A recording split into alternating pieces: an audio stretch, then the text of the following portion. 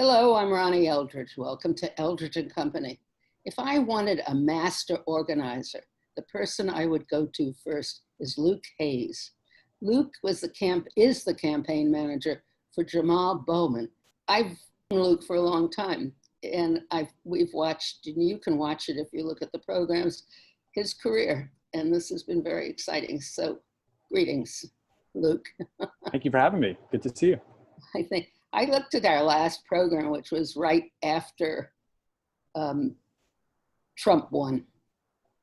And you said something about, you think it's going to be an opportunity to organize or do something. And actually, that's what's happened, isn't it? Yeah. I mean, I think, a lot of that has and is continuing to happen, but there are some encouraging signs, that we saw last year in 2000, two years ago with AOC and the IDC in New York. And now, we're seeing it again here, this cycle. Is it only 2 years since AOC was elected? Yeah, she was elected almost 2 years to the day. I think like 2 years and like 3 weeks. Yeah. I love her, and I have such respect for her because I think she's very smart.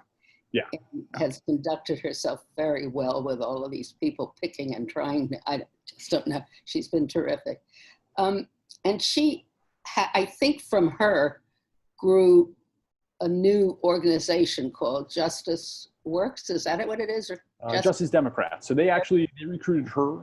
They recruited a handful of candidates in 2018. Obviously, she was their big success. Where did they start? How did they start? Why did they start?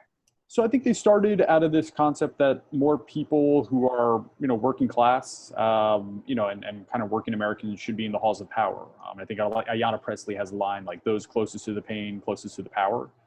So Justice Democrats, their big line in the sand was having, recruiting candidates that were going to reject corporate PAC money and really try to limit, the influence of corporate money and special interest on the campaigns, and look at, primary challenges in, for the most part in safe Democratic districts, to say we don't need just Democrats in Congress, we need better Democrats in Congress. So you saw that with AOC against Crowley. This year we were, fortunate enough to take on Elliot Engel. They have a couple other races that they were involved in as well. Marie Newman against Dan Lipinski in the Chicago area. So yeah, encouraging signs about, what their mission is and having some successes to point to on. Now, does that relate to the Democratic Socialists of America? They're not exclusively related. I think there's a kind of growing coalition of challenges to the Democratic establishment. So Justice Democrats is one, DSA is another. DSA did endorse us nationally. So there are instances where candidates are endorsed by both organizations. But I think it just speaks to kind of the growing array of groups on the left that are trying to shake things up within the Democratic Party and get, different kind of Democrats elected. Did it come out of Bernie's campaign too? I believe so. I think, I think there were, a lot of people with Justice Democrats did have experience with, with the Bernie campaign in 2016 and learned a lot of skills there. But I think the concept of having, new Democrats and primarying, establishment Democrats has always been around. I think now it's just like there's an opportunity and an infrastructure to do it. And perspective. I mean, yeah. Right. Yeah. Did you include length of service? In terms of like who's being challenged? Congressman have been there 30 years. It's too long. Yeah, I mean, I think with 30 Engel, years, wasn't he? 30, it'll be 32 years. His congressional year will be 32 years. The traditional perspective of Democrats has been the seniority, how you move up to more important positions, and then that's more valuable than a new outlook or a new perspective. And that's always been, I think, questionable. Yes. I think the seniority, like some people value seniority over kind of, vision and energy. So hopefully this will start to shake things up on that. Yeah. And is it a selection process, or do people approach you for your endorsement, for their endorsement? So local people can nominate candidates to Justice Democrats. So they'll accept nominations. Like I, Luke Hayes, want to nominate Jamaal Bowman to run for Congress. So they have a process of see who nominates who and what districts, and then from there kind of interview candidates, take a look at the district, and decide like, okay, this is something or someone that we want to get behind. But the change has been really more fundamental than age and all of that kind of thing. I mean, because there are young people back in it. I think all movements start with young people. Remember the war, the anti-Vietnam movement, the civil rights. I mean, it was tons of college kids and younger people that go down to do these things. And I think that the condition of the country and Trump has encouraged us. I mean, we can't continue to go on this way. Student debt, jobs, everything, right?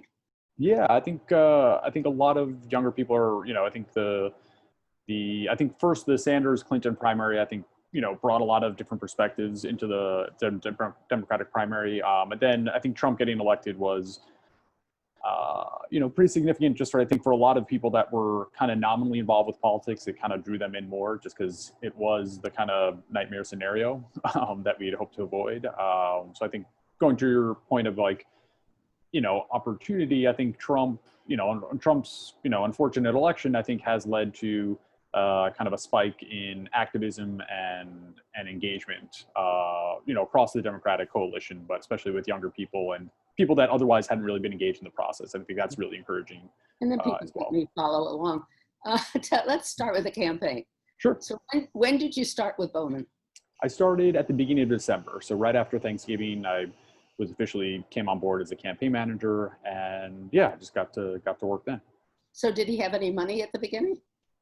He did. He was actually raising money at a decent clip. I want to say, he announced his campaign in June of 2019, and by the end of 2019 had raised, I think, about $350,000, which isn't insignificant. And I think, it's, dialing for dollars and emailing and all that is grueling work, especially for an insurgent candidate, but it pays off. And reality is just like you need a certain amount of money to run campaigns, and Jamaal was diligent about making calls, sending out emails, doing kind of all the different tricks and tips to get there. So how do you start organizing? I mean, let's talk about the district. It goes Westchester and part of the Bronx, right? Yes, so it's the North Bronx and Southern Westchester, and it's actually, as far as congressional districts go, it's not too badly gerrymandered. It's kind of got a somewhat cohesive shape, and I think there have been, a kind of a little bit of a frustration with Congressman Engel. So I think people, there were some groups that are active in that area that were looking for an alternative. And Jamaal was one of 4 people that actually ran against Elliot Engel. So I think there was kind of a groundswell of like, we need a new voice, a new perspective, new representation for the district. So we're organizing for it. Jamal already had a bit of a reputation in the district. He had founded a public school up in the Northeast Bronx by the Boston Sea Corps NYCHA houses in near Co-op City. And he had been there for 10 years. So he had, he had students and former students that were engaged and parents as well. And kind of starting with that base, we kind of grew outwards to other areas of the district. He had Co-op City. Yes, he was. So his middle school was right by Co-op City. So there were parents and teachers. Co-op City is a development with how many? There's, I want to say like maybe 20,000 people living there, maybe even more. It's a very dense, a dense area of the Bronx, and a good number of older voters too. Yes, it's the largest naturally occurring, senior sort of cluster. What they call the natural occurrence, a NORC. Yes, there we go. That was the retirement community. That was the acronym I was alluding to for the moment. So, but the district is different. I mean, Mount Vernon is it, right? Yep. And Mount Vernon and that lower Westchester has, I think, more Black voters, doesn't it, than the Riverdale? Yes. Mount Vernon, Mount Vernon has a significant African American population. So do parts of Yonkers and New Rochelle as well. So I think there's, I think the perception of the district as being mostly affluent and white is a misconception. It was actually majority minority. And yeah, I think there's, like the inner ring suburbs of New York and Westchester and other parts of, Jersey and Long Island are more diverse than they were 20, 30 years ago. So up until March, you were getting more supporters and more money. Yes. So, the basics of, getting money, reaching out to volunteers, building out our volunteer list, having meet and greets, going to tenant association meetings, engaging with local groups. So I think one thing that was significant was in January, we started to get the endorsements of a lot of local groups that we had, interviewed with. So Community Voices Heard, Make the Road, Working Families Party, the Jewish Vote was our first major endorser. So there was, a nice sort of succession of endorsements in January to start the year off, showing that, Jamaal was a candidate with, broad appeal, and a lot of investment from these local groups that were. So what happened when the virus started? How did you campaign? That was tough. I think the first thing that we had to kind of rearrange was petitioning was happening right when the quarantine came in. So, like the process in New York is you got to get a certain amount of signatures to get on the ballot. And as is kind of the usual thing is if you want to get a fair amount more signatures than you need just because there's challenges and someone might have filled out the wrong information, whatever it might be.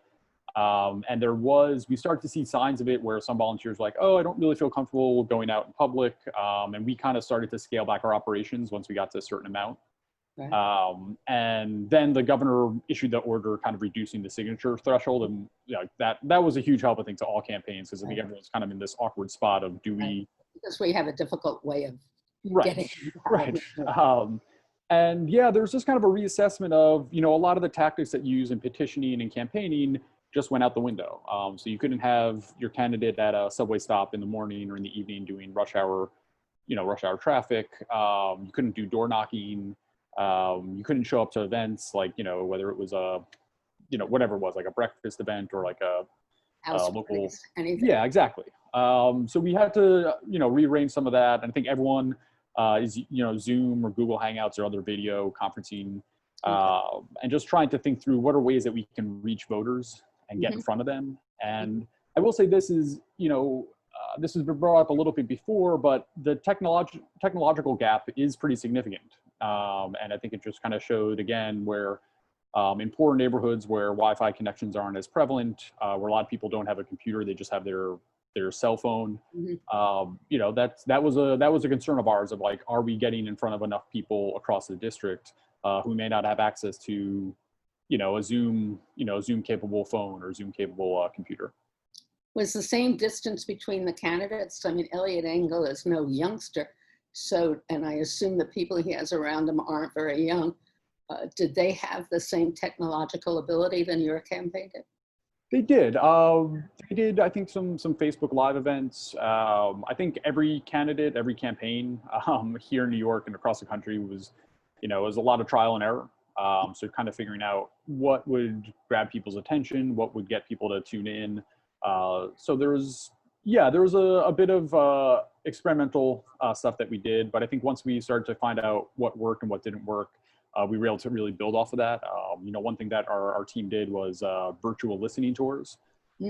So we would have a listening tour, we invite people from Yonkers to tune in, to meet Jamaal and ask him questions, or, we had one in Co-op City, we had one in Edenwald, Wakefield. And those actually proved to be really successful, just because we'd get about 50 people on those calls. A lot of them were new, like, you always had your volunteers joining them, but, we had people that hadn't heard about Jamaal, and this was a chance to ask him questions, kind of hear about his vision. Those pieces proved to be really, really helpful in kind of building out our name recognition and building out our volunteer infrastructure. That's so interesting. So now it's the official vote is not in. It isn't. So right now they're counting ballots. They're counting absentee ballots in the Bronx, and I believe in Westchester they'll start on the 16th district on Monday. So we're. If the vote originally, I mean, when the polls close, if that vote isn't close, do you assume then that the mail-in is going to be the same ratio? Usually that's the way it goes. Obviously this is new territory for New York just because absentee ballots oftentimes are a very small percentage of the turnout. In our race, it's close to half. So about 50,000 people turned out for early vote and election day, and another 40,000 people submitted absentee ballots. That being said, That was a big oftentimes, vote. Wasn't that a big vote? yeah, no, that was a triple the turnout from 2018. So, oftentimes the absentee ratio and margin usually reflect or close to election day. So we're waiting on the returns on that, but we feel confident, just given the kind of large margin we had on election day and early vote, that'll continue and be reflected in the count of the absentee ballots. Did he win across the district? He did. That was one of the, you never really anticipate winning by 25 points on election day, especially as a challenger, but we found support across the district. A good example is a lot of people thought Riverdale was going to be Engel's base and right, where he's going to do well. And that assembly district, we got 56% to Engel's 41% on election day. So across the district, we saw some margins, in Ardsley and Mamaroneck that were similar to 60-40. So yeah, it was throughout the district we saw really really encouraging signs. So I think that's kind of what people do. They assume what's going to happen, and I think the Engel vote, you assume the Jewish voters were going to vote for him because he's always supported Israel, when in fact many people were very angry at him because he voted to end the Iran deal that we had, right? Yep. Yeah. So that's an interesting kind of concept. I don't think people are thinking more these days. I think because it's been so bad. Yeah, there was, I think, a perception, you brought it up with, I think, the perception that Riverdale is monolithically Jewish and that the Jewish vote itself is a one-issue vote, and that one issue is Israel, and that also their views on Israel are to the right of kind of the general Democratic electorate. And I think what this election showed, and it's been proven in polls in the past, is that no, it's not a monolithic vote. Israel isn't the only issue that Jewish voters care about, and that also majority of Jewish voters, stance on Israel actually reflects more, similar to Jamal's view than Engel's. So hopefully, it's one election, but we're hoping that this kind of breaks down kind of preconceptions and assumptions about certain demographics in certain areas about what people care about and who they're for. So now the job is to continue campaigning because you got an election coming up, but it's really to become more familiar with the district, if that can be, and also to begin to hire staff and make plans, right? Exactly. So, we're aware that, there's still people out there that don't know about Jamal, and we want to, do our due diligence to meet with local elected officials, nonprofits, organizations, tenant leaders, just so that they know with, this change in representation that Jamal's present and, wants to engage with them and build that relationship. Right. And then the other part is transitioning to Congress and kind of thinking through what a staff looks like and, making sure that, we're doing our due diligence to build out a really formidable and experienced team. Are the incumbents aware of long-standing incumbents, of how bad they look with the challenger? Yeah, I felt like Jamal's performances in the debates were really, I think, drove home the point you were showing of just the kind of, that sort of vision and intellect and energy that I think a lot of people responded to. And I can't speak to how incumbents, what goes on in the other camp and kind of their sort of perception and self-perception. But, we certainly felt that Jamal, the more people got to see Jamal in person or, right now over a conference or telecalls, that they would respond positively. That was one thing we saw consistently is feedback from Zoom calls and other things like that. People were like, "Oh, I really like that guy. I was really impressed. That was a good debate, or that was a good answer, or that was a good point." So what's going to happen in the future? The Democratic Party, God willing, is going to win. I'm going to knock on wood. Yeah. The Biden people and the Bernie people have gotten together, some of them, to do some positions for the platform, and I think for the elected person, for the administration. Do you think it's all going to work out? I hope so. I think one lesson that I hope National Democrats take to heart is what happened here in New York in 2018 with the IDC challengers. And that, Now, excuse me, that was a major victory also for yeah, you, because you yeah. have to elect an amazing woman, Mhm. and Alexander Gachi, and you saw, and we all saw the difference when this group of Democrats was defeated, because all of this legislation was brought up that's been hanging around for years and passed. Exactly, exactly. And that was, I think, the most encouraging thing to myself and to other folks was, there was a very kind of, very direct connection of like, IDC was defeated. We got great new class of senators in Albany. And within 6 months, I think the 2019, legislative session was probably the most progressive and, It's productive unbelievable, just session, unbelievable. yeah, in decades. So I think it's like a good lesson for Democrats, across the country, especially nationally, that like good policy is good politics. Yeah. And I hope that, if everything works out in November of this year, and we have President Biden, a Democratic Senate, and Democratic House, that people see the advantage and the benefit of really pushing through aggressive and progressive legislation. I think it's very encouraging. I mean, I'm very optimistic about the whole thing. I think that a lot of these issues and procedures and all different things will be challenged and changed, don't Definitely. you? Yes, and I think a lot of people learned lessons from Obama when he had those the first few months with the Democratic majority of just kind of like I think lessons learned about where different groups can pressure and really kind of push their agenda. So I'm hoping that those lessons are applied this time around. But again, I'm not getting too optimistic, just because I think we all got burned 4 years ago. So we'll just kind of keep our heads down. Right, and just keep pushing. But I don't know how long we have. I don't think we have very much time. But one of the times that we visited together, you were working for Howard Dean for the DNC.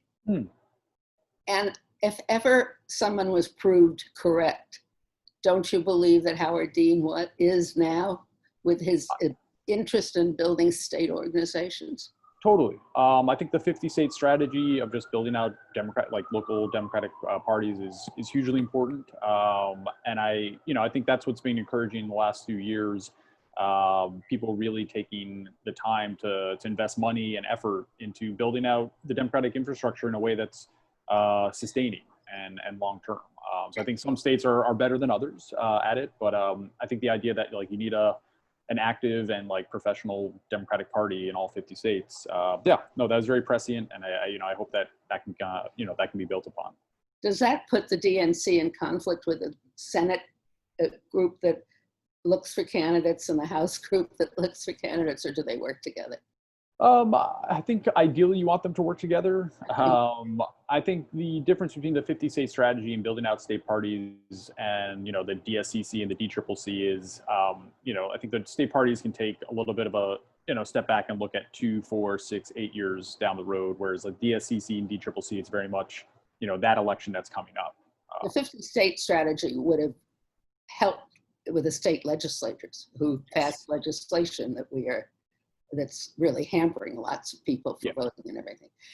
We have really come to the end of this program, and I don't know what you're planning to do next. But I know that nobody could do better than hire you for something. Well, Or that you, and I don't mean that you're for hire, because I think you do everything out of a deep belief in changing the world. So Luke Hayes, lots of good luck. Mr. Bowman, lots of good luck, and I hope we'll talk again. Definitely. Looking forward to it. Thank you so much for having me on. I think this is the 4th or 5th time, right? Yeah. Something like that. But always good to see you, and always good to come on the show. Thank you.